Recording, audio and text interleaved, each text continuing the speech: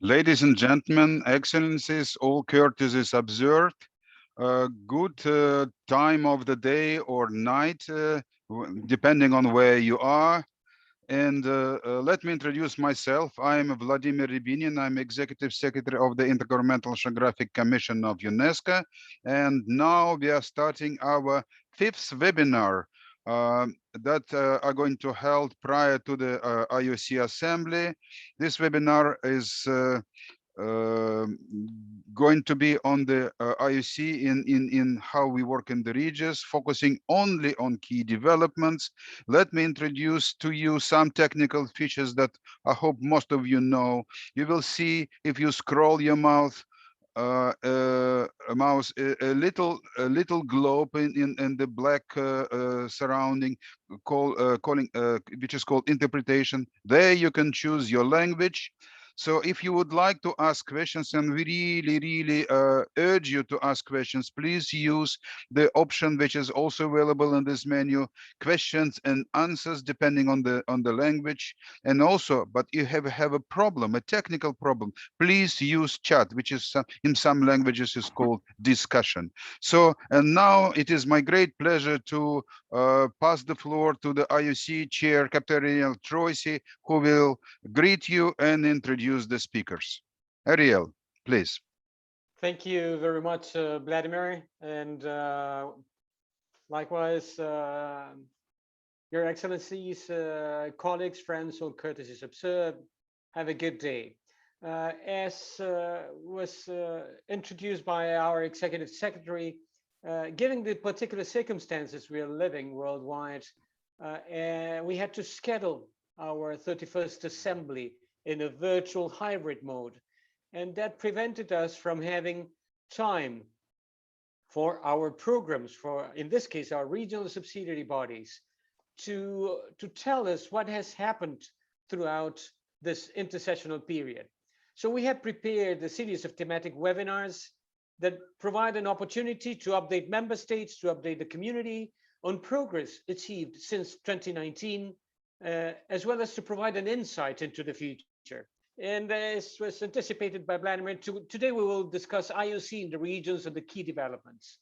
The work in the regions, in particular through our regional subsidiary bodies, is a key element to translate the broad spectrum of IOC objectives into concrete actions at regional, at national, at local level, addressing specific challenges and priorities and providing a clear coordinating and facilitating role.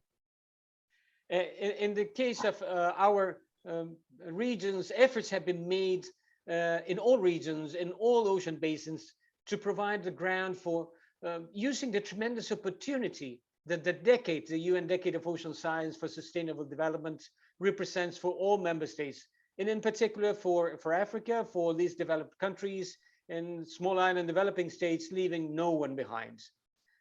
Throughout the planning phase of the decade, we have had key regional developments, intense activities and workshops of our and activities of our regional subsidiary bodies, and strong commitments of our member states. Now that we are in the decade, it's time for implementation and it's time for action, attending to the full breadth and depth of the targets we have set. So today we will be hearing from Dr. Arnulfo Santos about the key developments in IOCAFRICA-V. We'll have Dr. Wonsi Tuan with a presentation on WESTPAC, followed by Mika Odido and a presentation on IOC Africa. And finally, closing our presentations for today, we'll have Professor Ed Manand with a presentation on IOC India. So having presented our speakers, I would like to hand the floor back to Vladimir Rybinin so you can carry out with this webinar. Thank you very much, everyone, and I look forward to our discussions. Thank you very much, dear Ariel. And I would like to say that in order to complete this webinar on time, we will have to speak with the speed that only Spanish speakers can. But I think we around 8 minutes are allocated for each regional committee, and it is my honor to give the floor to Arnulfo Sanchez, the chairperson of IOCARIBE. I would like also to publicly congratulate Arnulfo on being re-elected as IOCARIBE chair by acclamation, but everyone was for Arnulfo. Thank you. Arnulfo, the floor is yours. And 8 minutes, please. Muchas gracias, muy buenos días. Gracias, señor secretario. Gracias, Ariel, por la invitación. Y bueno, buenos días a todos y buenas tardes para otros países que quizás estén oyendo. Quisiéramos informarles y compartir con ustedes los grandes logros que hemos realizado en la región de IOCARIBE en los últimos 2 años. Por favor, diapositiva número 2, por favor. La 2, la número 2. La número 2, por favor. Uno de los grandes retos que tenemos en la región es el impacto del sargazo y los derrames de hidrocarburos. Por lo tanto, IOCARIBE con algunos socios hemos desarrollado un sistema de monitoreo y de predicción del sargazo. Hemos participado y desarrollado con nuestros socios una larga serie de webinars en el tema para poder coordinar y tener en un solo lugar la información para que todos nuestros aliados y partes interesadas tengan acceso a la información. Hemos desarrollado el portal de información sobre sargazo, cuyo lanzamiento fue el 31 de julio de 2020. Diapositiva número 3, por favor. 3. Asimismo, para el monitoreo de derrames de hidrocarburos con ayuda satelital, hemos establecido un programa regional piloto para nuestra región, el cual empezamos este marzo 2021. El área para el desarrollo del programa piloto fue seleccionado Trinidad y Tobago por su abundancia de instalaciones petroleras y sus necesidades de monitoreo.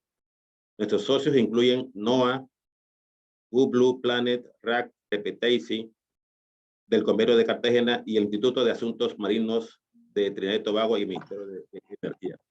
Asimismo, diapositiva 4, por favor. Esta es la 4.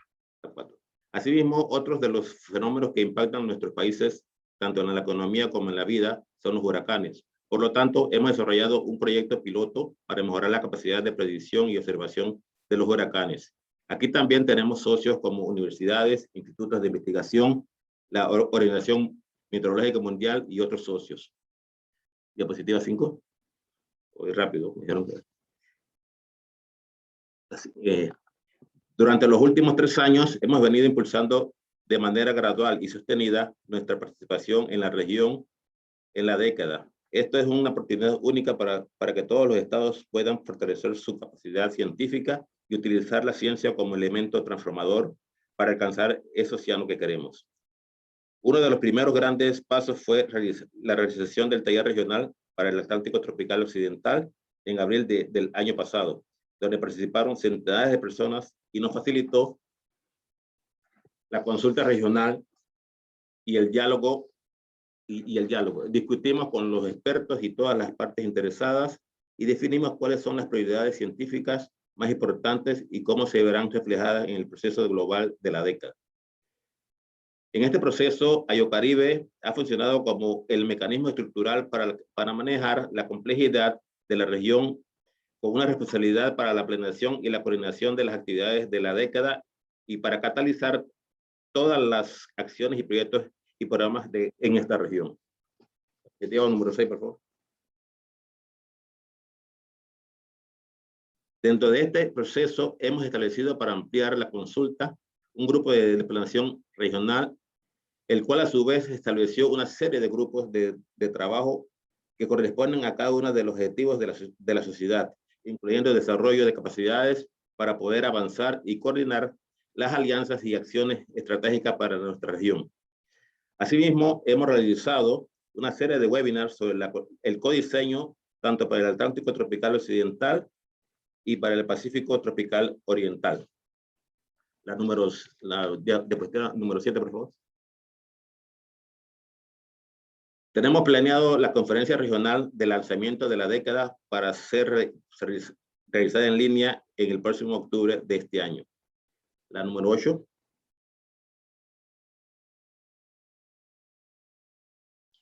Uno de los elementos cruciales en todos los aspectos de predicción y modernización de los procesos en la región para mejorar nuestra capacidad de predicción y pronósticos es la batimetría.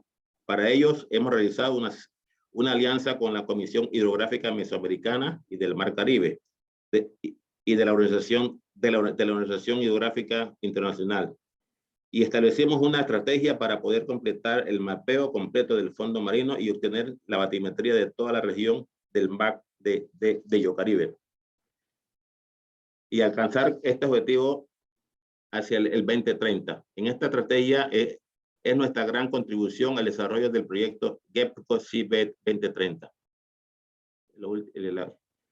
La 9 Es la última. Sí. Quiero compartir con ustedes la última diapositiva, la combinación exitosa de nuestro proyecto de grandes ecosistemas marinos del Mar Caribe en la plataforma de Brasil y la continuación de nuestros esfuerzos para la implementación del plan estratégico en la región ProCaribe Plus 2021-2025. Muchas gracias. Creo que he sido rápido, no sé si me marqué dentro del tiempo. Creo que me pasé. Bueno, muchas gracias. Oh, you know, this is a truly team spirit. I thank you very much, Arnulfo, for really speaking like, I would say, well, indeed, Latin America football commentator who just before the goal. And I think you scored that goal. So we see that IOCARIBE is very active, and indeed there are very big developments in the region. And it's very nice to see that development. I think it was also stimulated partially by the fact that we can communicate more because of the online nature of the meetings. So Arnulfo, I thank you once again. And now the floor goes to Vosituan, the esteemed chairperson who worked with WESTPAC in the lead of WESTPAC and took it to the current state where WESTPAC is, I think WESTPAC is shining IOC program. So Vosituan, the floor is yours. But please try to follow Arnulfo's example as much as you can in terms of the time of delivery, and then we can have a good questions and answers session. Arnulfo saved us at least a couple of minutes, but we probably could count even seconds. Thank you, Vosituan. The floor is yours. Yeah, thank you, Vladimir. Yeah, greetings from Vietnam, Excellency, colleagues, and friends. I am honored to highlight some key accomplishments over the last intersection period of WESTPAC on behalf of all officers and members of advisory group. First slide, please. And in this, I do not ambitious to present the on-congress activity of WESTPAC, but as requested by IOC, I would like to highlight the key accomplishments. Next, please. Yeah, since the last WESTPAC section in April 2019 in Manila, the Philippines, a number of workshop, training, field trip, demonstration activity have been carried out in the field until the pandemic broke out in early 2020. And to cope with the situation, subcomponent took immediately action to remedy negative impact. With more than 100 virtual consultation meetings organized since early 2020. Next, please. And as you are aware, the WESTPAC conducted many activities based on co-designing and co-implementing with member states to address the IOC high-level objective and common ocean priority in the region, namely ocean process and climate change, marine biodiversity and seafood safety security, and ocean ecosystem health. And we also, through the program, we have some forming congress regional component of IOC and related global program and effort, such as GOOS, IP Hub, WAR, Go-to-One, as well as IOC capacity development strategies. And as you see in the slide, the subcomponent conclude two regional GOOS, near GOOS and sea GOOS, and a regional network of training and research center on marine science, RTRC, and 16 program working group covering wide range of marine science, from CI interaction, upwelling, ocean desalination, upwelling, coral reef conservation, harmful ungainly endangered species, remote sensing, marine toxin and seafood safety, marine microplastic, harmful jellyfish and ocean forecast system development and application. Next, please. And next, please. It is very important through its program, the subcommission have attached some development and delivering the knowledge and service to serve the need of our member state on ocean sustainabilities. We can mention some progress, some significant progress. For example, a development of Operation Ocean Forecasting Service to support coral reef conservation, monitoring of ocean acidification and research impact to coral reefs, establishment of ocean research and monitoring network to spread the study on various aspects of hypoxia and help the informed policymakers.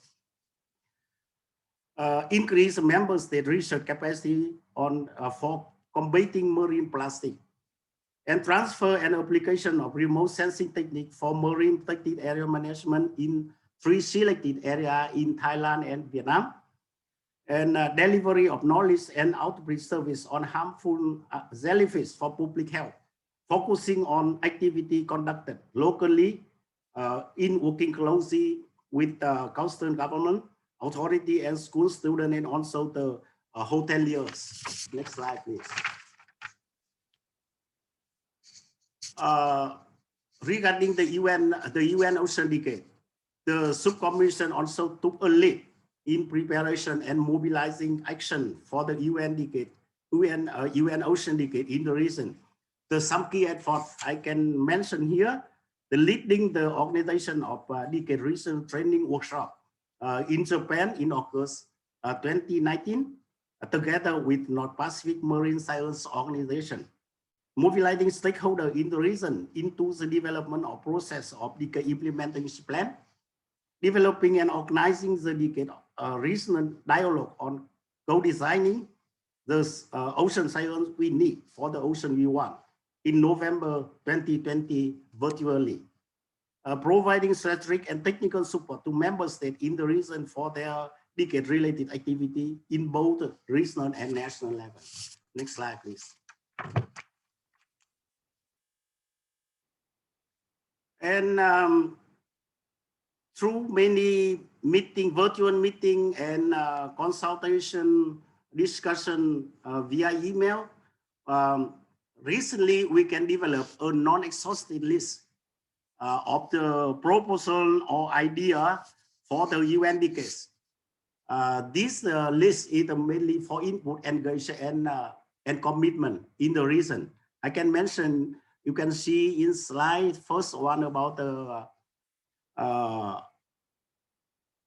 the second cooperation study on Kuroshio and its essential reason to improve forecasts of regional weather and climate and enhance science informed fishery and aquaculture management. And second one, based on the existing activity, is on the ocean forecasting system development and application via stakeholder engagement, user requirement analysis, and development of and provision of the tailored application tool service. Next slide, please. And the third one you can see in the slide is about the development of pipeline, about the riverine flux for plastic to the ocean for combating the plastic pollution. And ocean solution, we have a lot discussion about how to implement the activity, demonstration activity at the site level. It is so we call it a demonstration program for coastal sustainability. Save our coral reef is also our focus discuss a lot.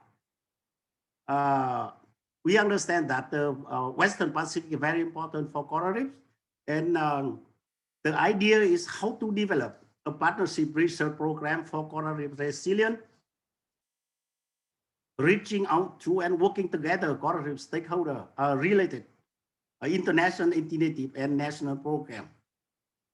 And for the science service, we discussed a lot about the topic capacity development and transfer of technology via regional network of training and research center on marine science. And as you are aware, we have every 3 years, we have the regional scientific conference. But for the UN decade, we have a discussion for long-term activity, namely UN Ocean Decade Regional Conference Series, creating an enabling environment in the region to engage various stakeholders. Next slide, please. And regarding capacity development and transfer of technology, and in last section, we have a smooth operation of 2 existing RTRC on ocean dynamic and climate and marine biodiversity and ecosystem health. And they continue to organize the training in a hybrid mode. And also for 3 new RTRC, and they prepare well to receive the young scientists from within and outside the region as soon as the pandemic ends. And it is important, we also have the receive a fund from the UNESCO Korea Fund for Interest, and also from UNESCO Japanese Fund to support the capacity building and transfer technology.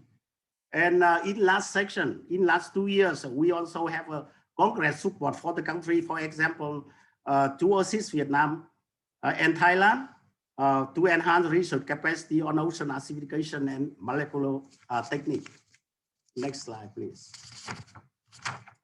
Yeah, I would like to use the last slide to express our appreciation once again to the national government agency for their vision, insight, leadership, and public service provided for enhancing marine science development and cooperation in the region.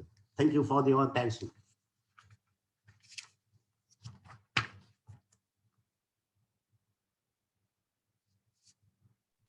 Thank you very much, Bo, for this wonderful presentation, and also for keeping us still on time. That is important. But what I think I really appreciate is the scope and the depth of this work. So I think it will be very important that the positive experiences of WESTPAC we could share with other regions, how we can just inject energy in the regions. So maybe this would be a very good question. Ladies and gentlemen, I would like to urge you to please ask your questions. Please ask who you would like to answer that question. I mean, which regional body, and please start filling this box with questions already now. And that is now my pleasure to invite Mika Adida, who will be presenting the talk from IOC Africa, speaking for the leadership of IOC Africa, particularly for Professor Mohamed Said, who was unable to join this meeting today. So Mika, the floor is yours, and like others, you have up to 8 minutes to deliver the talk. Thank you very much. Please start. Thank you very much, Vladimir. And I'd like, first of all, apologize on behalf of Professor Said, who's not able to join us today. He has been unwell and was only released from hospital over the weekend and asked by the doctor to take a complete bed rest. I'll begin by outlining the progress we've made in implementing the IOC Africa Session 5 work plan that was approved in 2019. We had 4 recommendations from IOC Africa-V, one on organizing a Pan-African conference on ocean science for sustainable development, which is in progress.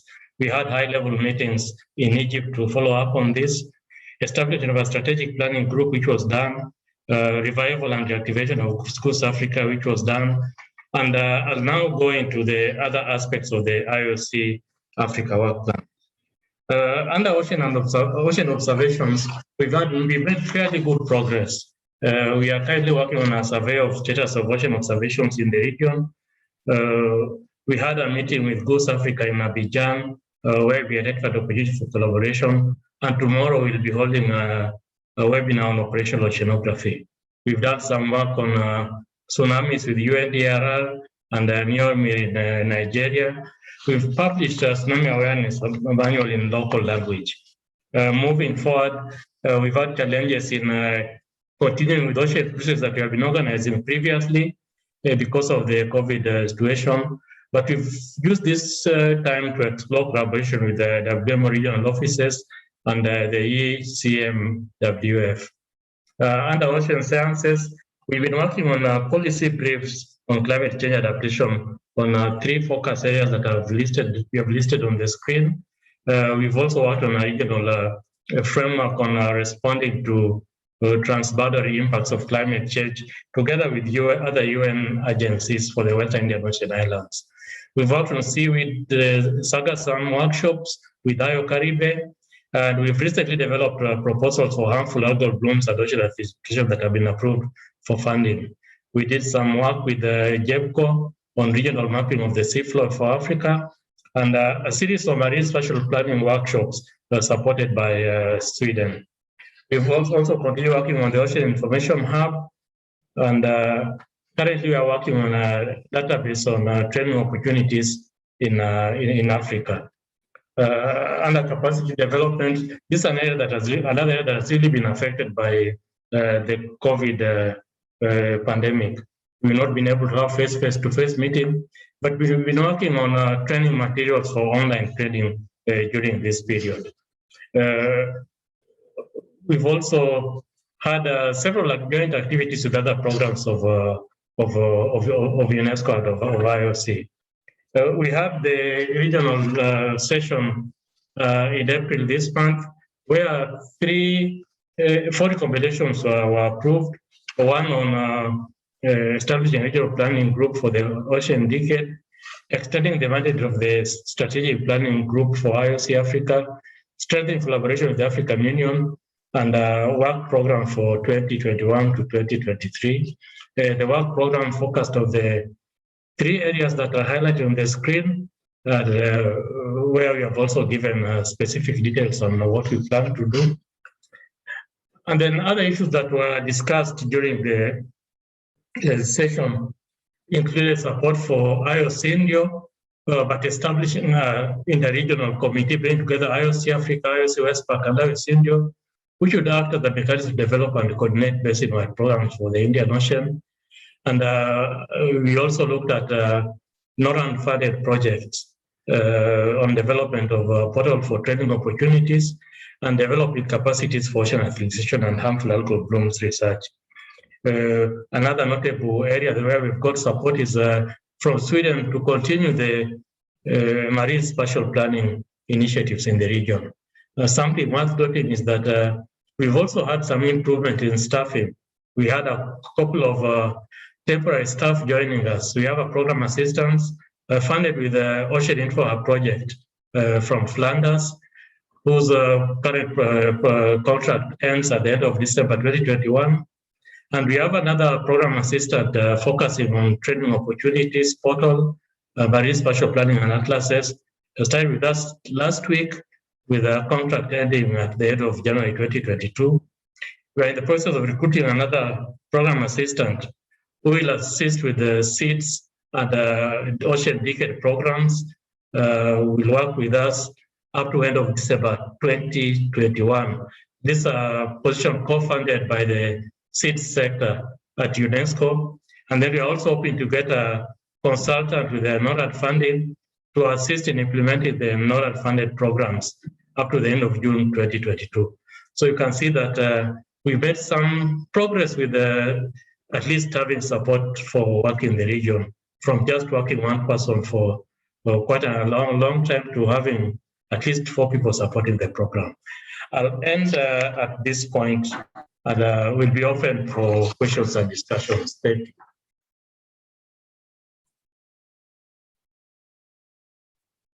I thank you, Mika, very much for this succinct but very clear presentation. I would like also to congratulate you on the end of your solitude in office, because indeed I think this work now is starting to pay, and more people will come to help you in your leadership work, supporting the IOC Africa subcommission.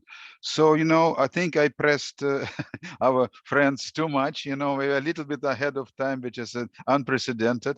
But that Dr. Atma has a very big development to present to you. So I'm giving the floor now to the former chair of IOC India, who had made a very important contribution towards expansion and transformation of IOC India, revitalization of IOC India. So this is going to be a joint presentation of the new leadership of IOC India. The Rear Admiral retired Khurshid Alarm was unable to be with us, but I know that a lot of people in Dhaka are watching this meeting. So Dr. Atma, the floor is yours to update us on the developments in IOC India, please.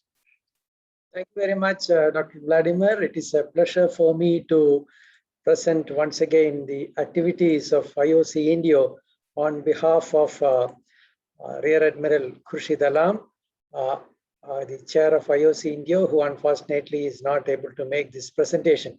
As explained, I am the former chair of IOC India.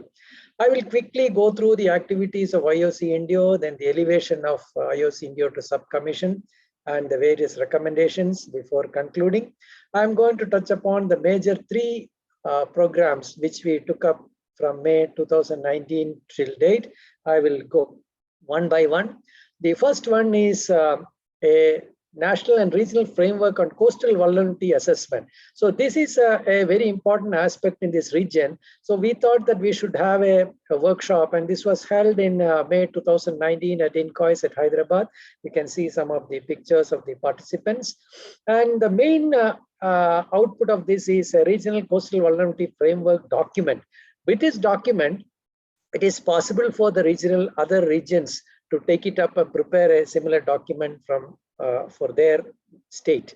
And the recommendations were basically on to have a coastal vulnerability assessment group to support each of the member states, then various capacity building programs, and many of these things have been done, and some are in progress and some are yet to commence.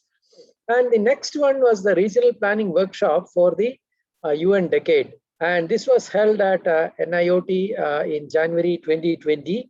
And we had a good presentation by the various stalwarts of IOC. We had Dr. Vladimir and the Secretary, Ministry of Earth Sciences, Dr. Ajivan was there, and Dr. Karen Evans, one of the EPG members, she highlighted the draft science plan for the UN decade. And we also had Dr. Satish Shenoy, the Vice Chair of IOC, briefing about the activities. And you can see this is a section of the participants. We had about 100 delegates from various IOC India member states, from Australia, Bangladesh, France, India, Kuwait, Maldives, Saudi Arabia, and UK. And we had also the SASAP country representation by the Director General of SASAP. And as I explained, there were 2 EPG members, one from Australia, one from Russia.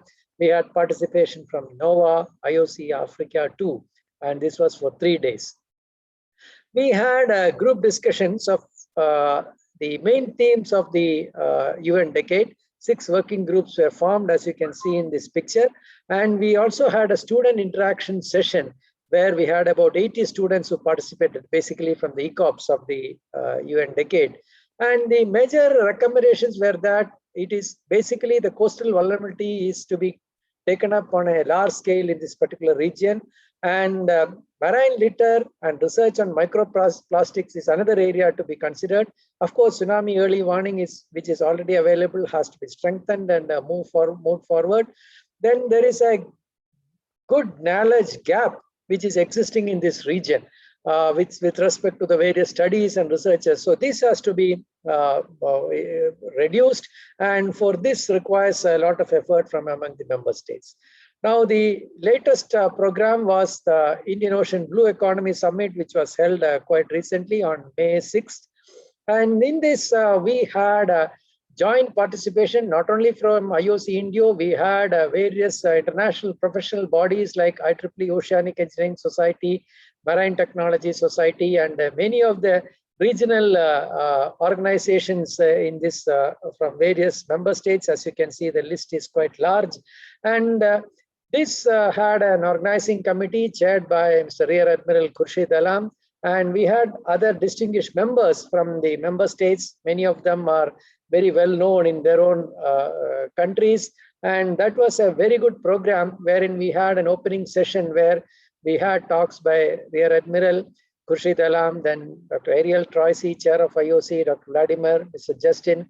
And the inaugural talk was by Professor Peter Hagen, who is the former chair of IOC, and he explained about the blue economy aspects in Norway. And we all know that Norway is the leading country as far as blue economy is concerned. And there were two sessions with a lot of talks by various stalwarts from the member states. And the last session was a panel discussion in which we had stalwarts, as you can see in this slide, as members. And the question was that the Indian Ocean is least studied, and the Indian Ocean rim countries have a lot of resources, untapped resources as far as blue economy is concerned. So what would you see? What would you see this particular region to be in 2030 after the UN decade is over? So the result of the discussions were quite interesting. It was said that the collaboration is the key to the success, and mariculture is the best option for fisheries demand, and special focus on natural hazards. You know that this region is completely prone to natural hazards, and studies on pollution, micro pollution, ship-related pollution.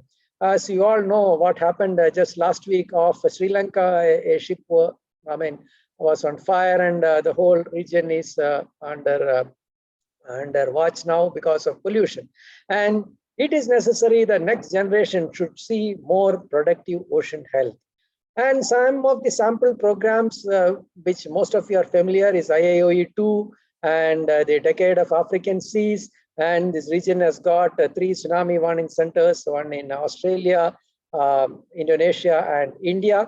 And the last portion, which I want to highlight a little bit more, is the elevation of IOC Indio, which was given birth at the 7th session of IOC Indio in May-June 2019. It was decided by the members that we should elevate IOC Indio to a subcommission. This was put up at the Assembly, and the Assembly said that the IOC chair was requested to prepare a complete documentation along with the IOC Secretariat with the mission, objectives, etc. This was done and put up to the IOC Executive Council. It was then decided that there should be a consultation meeting, because this is something which is done in this region for the first time, but it is not being done it was not done for the other regions, but in this region, especially we wanted to have this discussion, and we had a discussion on the 16th April 2021, wherein almost all the member states agreed to that, except a few of them had some reservations. These reservations were analyzed threadbare, and at the IOC Indio 8 meeting, most of these things were sorted out. That was from 17th to 19th May 2021, and we had the recommendations as follows of the IOC Indio 8. The efforts of the various IOC governing bodies was appreciated, and the support given by Kuwait and India for the IOC Indio 6 and 7 meetings and the UN Decade workshop was highly appreciated by the IOC Indio 8.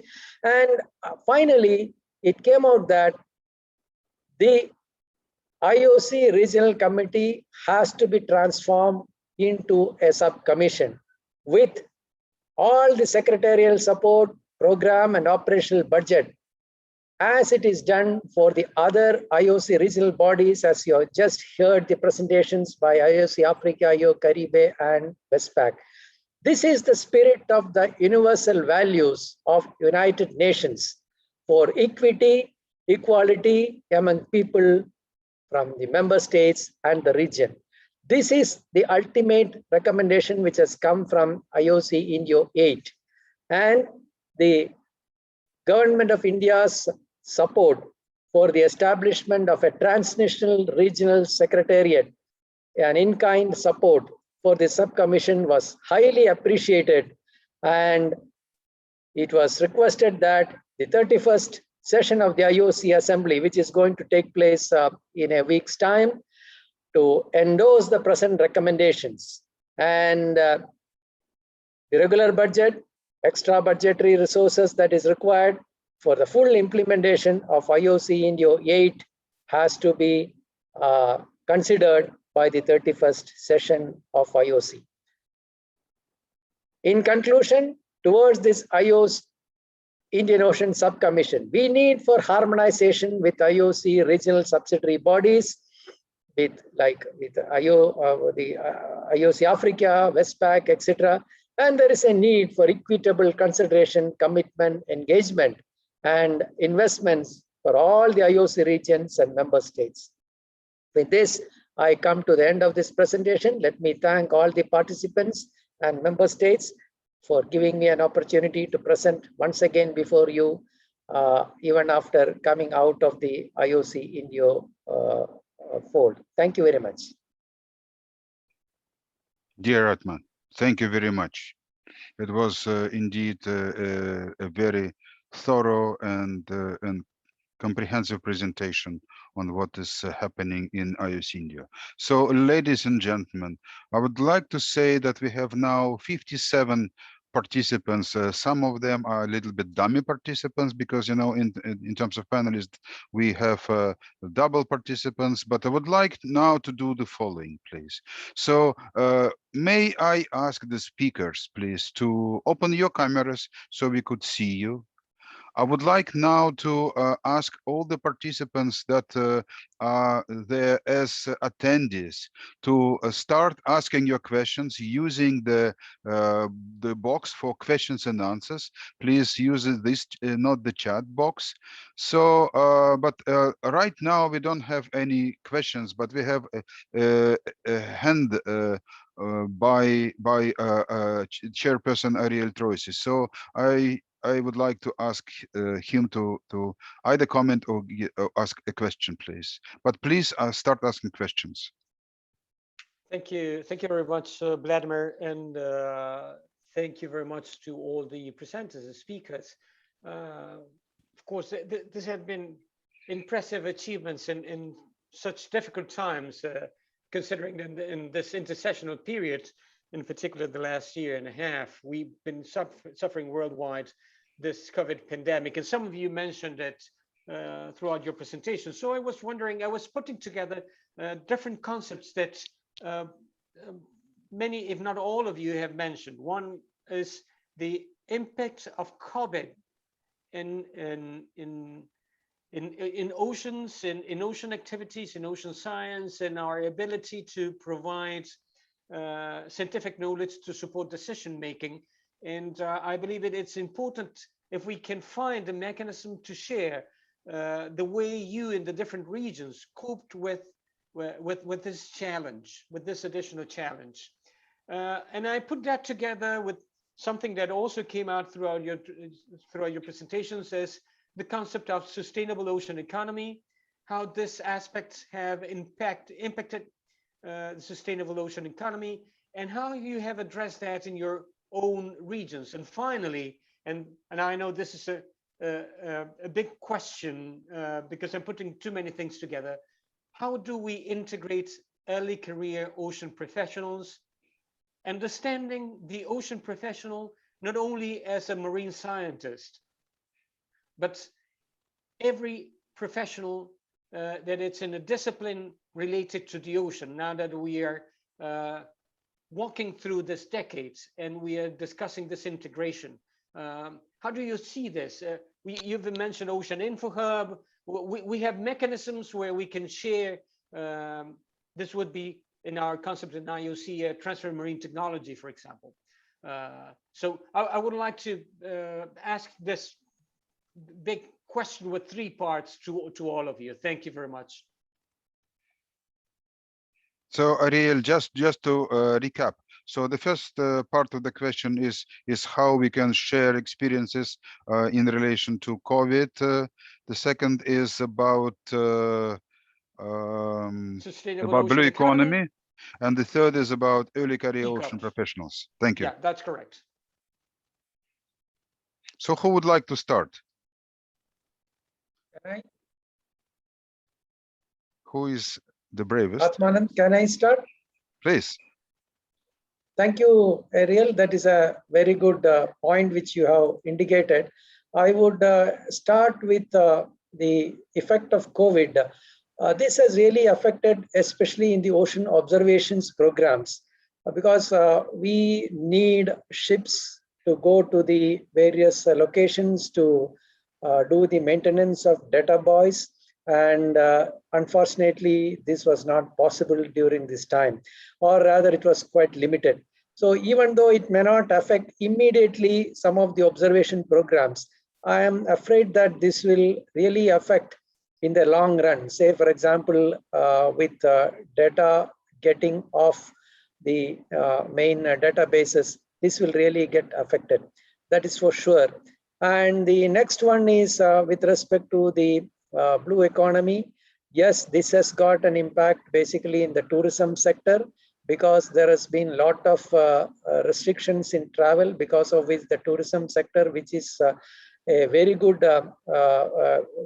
revenue earner, especially in countries, the SIDS and other countries like the Maldives and many other states, Sri Lanka, etc. This really gets affected.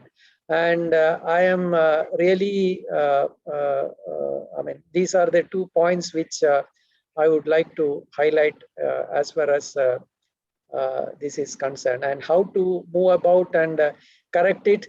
It's a big problem. We have to move on and hope that with vaccination things will improve. Thank you very much. Thank you, Atma. Anyone else, please?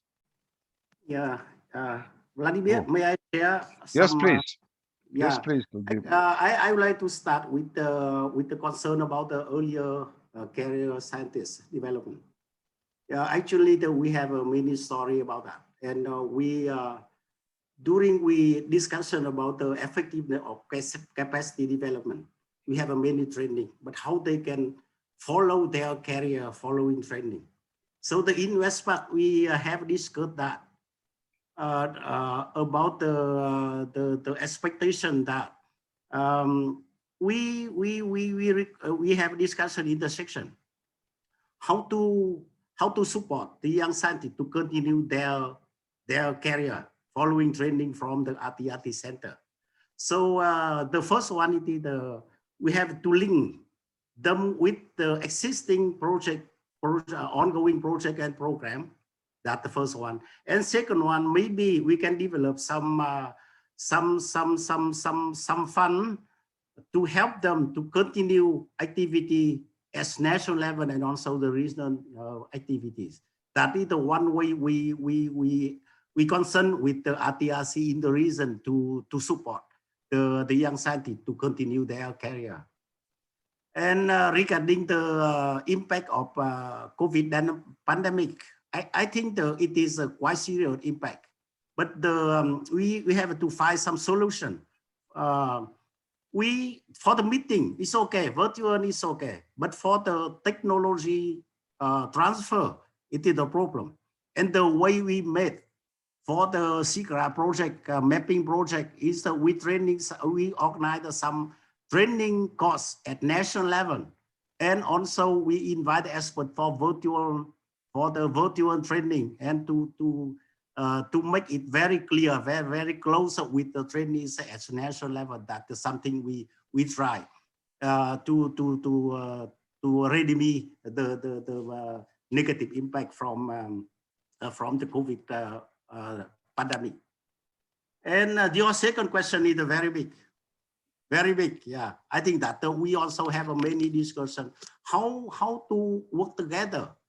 And I think now that we have the approach that we try to integrate within WESTPAC among the project, among the program, and also to integrate it with others, regional initiative program, or even with the national program.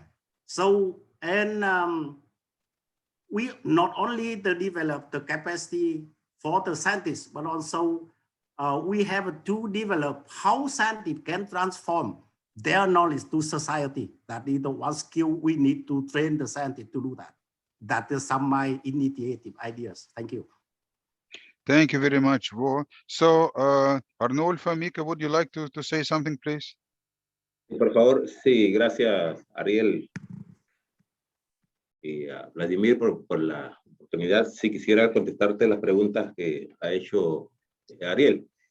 Primeramente, sobre el COVID. Creo que el COVID es un trauma, fue un trauma inicial para todos y quedamos a la expectativa. Todo el mundo quedó, muchos no esperábamos que nos iba a impactar a los países.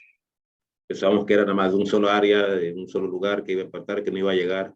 En el caso nuestro, en el Caribe, muchos países todavía no reconocen algunos que las han impactado, otros están peores, otros están que no reconocen, pero bueno, creo que quedamos para el trabajo con la COI y quedamos en shock. Los simulacros que realizamos en distintos programas de la COI fueron difíciles inicialmente coordinarlos. Se llevaron desde la oficina. La interacción con las comunidades, con las poblaciones fue difícil y todavía es difícil.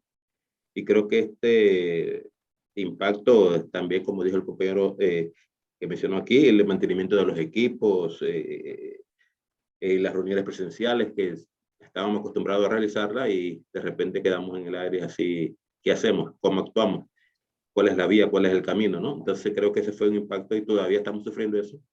Y esperemos que de aquí a fin de año ya tengamos una vida normal, volvamos a la vida normal, volvamos al mantenimiento de los equipos, volvamos a la interacción con las comunidades, que eso es lo que nosotros entre los técnicos científicos podemos comunicarnos. Pero la comunidad no tiene, muchos de ellos, la mayoría de ellos, y creo que muy pocos, acceso a los medios de comunicación, a lo que es la computadora, el Wi-Fi, etcétera, ¿no? Entonces, con ellos tenemos dificultad de accesarlos, creo que en todo el mundo. Sería bueno retomar esas actividades presenciales con ellos para orientarlos, llevarlos y bueno, etcétera, ¿no?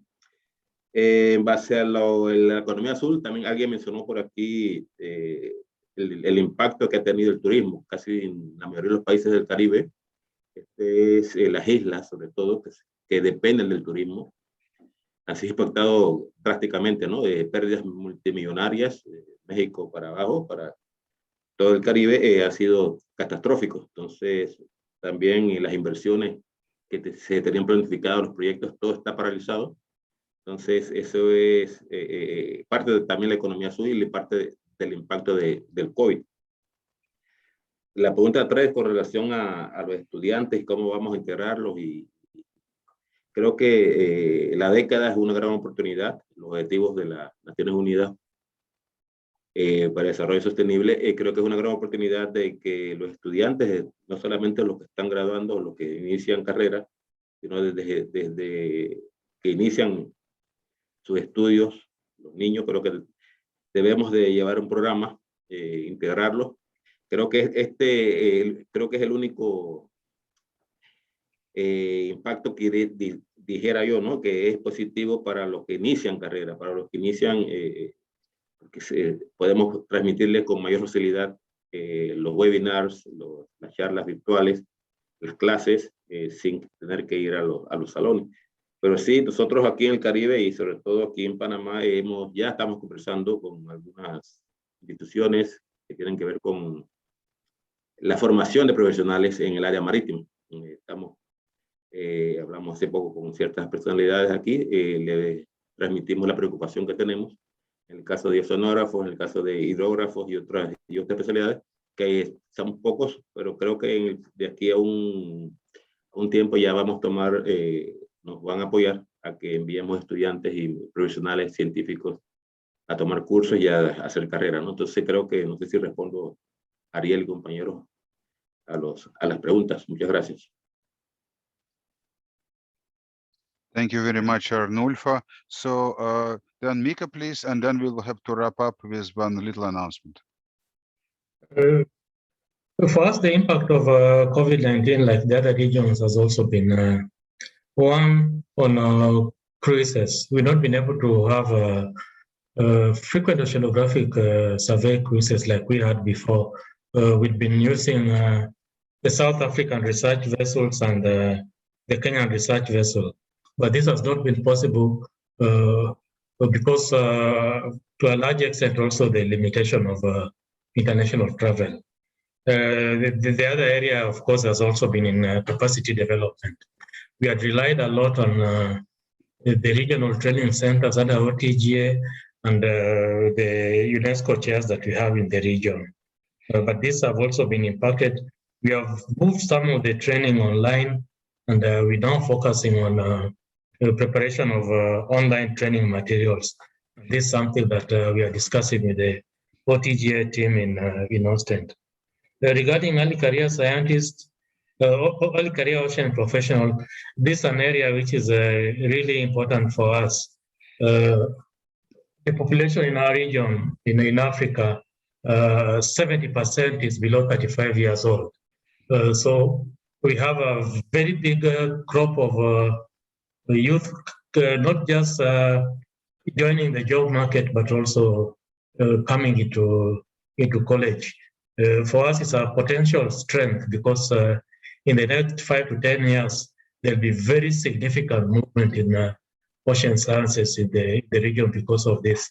Already we are noticing it. We are noticing increasing publications. We are noticing increasing interest in new areas of ocean sciences that had not been addressed before. But it also comes with challenges. The main challenge is jobs. Where do we get the jobs for them? And this closely linked also to the ocean economy. We have to really expand the ocean economy to be able to get jobs for them. How does ocean science lead to increased opportunities for them? And of course, this is where the decade comes in. How will we be able to use the decade to harness the energy that we have building up in the region? I'll leave it at that point. Thank you. Thank you very much, Mika. I would like to read one comment that Claudia Delgado, an IOC staff working on Ocean Teacher Global Academy, said that she sent a message that we need to leverage the use of online tools for delivering training, not only using the webinars, which is not training strictly speaking. So in this particular case, I would like to refer to also to the category 2 centers, the regional training and research centers of WESTPAC. So I think we have all the opportunities, first of all, to focus the training on blue economy, invite early career oil professionals be part of the training, and I think this will help us at least answering the difficult question that Ariel posed to us. And I would like to now conclude, but we have 2 more minutes, actually less than that. So in with that, let me ask you to say a few words, maybe 5, 6 words, describing how you feel where your regional commission and IOC regional work should be by the end of the decade. So who is the first victim? Arnulfo. So where IOCARIBE would like to be by 2030? 5 words around. Your microphone. Unmute. This does not count. Disculpen. Sí, I have gracias, señor secretario. Sí, sorry. en 5 palabras es bien difícil, pero sí me gustaría que IOCARIBE tuviésemos todo el nivel desarrollado ya en lo que es los objetivos del desarrollo sostenible de Naciones Unidas, que alcancemos todo ese nivel en todos los programas, ¿no? Que no se quede nadie en ningún país del Caribe, inclusive del mundo, del mundo de la COI, que todos estemos capacitados, entrenados, equipados y todos, o sea, un nivel que tengamos óptimo, ¿no? Vamos a ver si con los objetivos del desarrollo sostenible alcanzamos esa meta. Thank you very much. That is a very great vision. Diavo, Vositoan, please. Yeah, I have a very few word: partnership, working closely. That is wonderful. That is partnership is the model leadership. And integrated approach. That's Excellent. Thank you very much. Mika, please.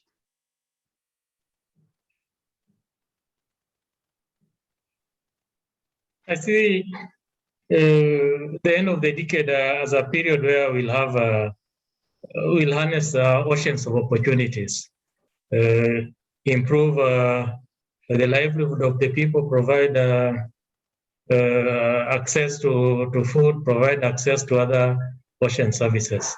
The oceans really are a major opportunity for development in our region. Thank you so much. I normally call our region the blue and youthful region because our oceans are about 3 times the land area, and we are a very youthful population. Lovely. Thank you. Dr. Atma. Thank you. I would consider not only this region, but all the oceans in the world. We at least reach 80% of the targets which has been indicated in the 7 points of the UN decade. If that is done, I think nothing like that, including the IOC India region. Thank you. Thank you so much. Dear Chairperson, Ariel, so what's your vision? My vision actually is after this 10 years that we are able to sort out our relationship with the ocean. We need to find out what are we doing wrong and correct that. Thank you so much, everyone. You know, when I look at the sympathetic faces, I realized we also need probably to get some additional strengths from early career ocean professionals, be more gender balanced, and really do everything to move to the ocean we need for the future we want. And this is the problem for the regions. That is what the regions really require. And somebody just came up, and Rodney Martinez congratulated all the panelists, and he wanted to say that the WMO Regional Office for North America, Central America, and Caribbean will be very pleased to support all your ongoing efforts in the Caribbean. So I think this is once again confirms what Situan mentioned. Partnership is the key. Thank you so much. And I would like to close the meeting now and thank all attendees for attention and all speakers for being great messengers. Thank you so much. Take care, everyone. And in 1 hour, less than 1 hour, we are starting the next workshop, next webinar on capacity development. Thank you. Till next time. Thank you very much. Thank you. Bye-bye. Bye. Take care. Bye. Yeah.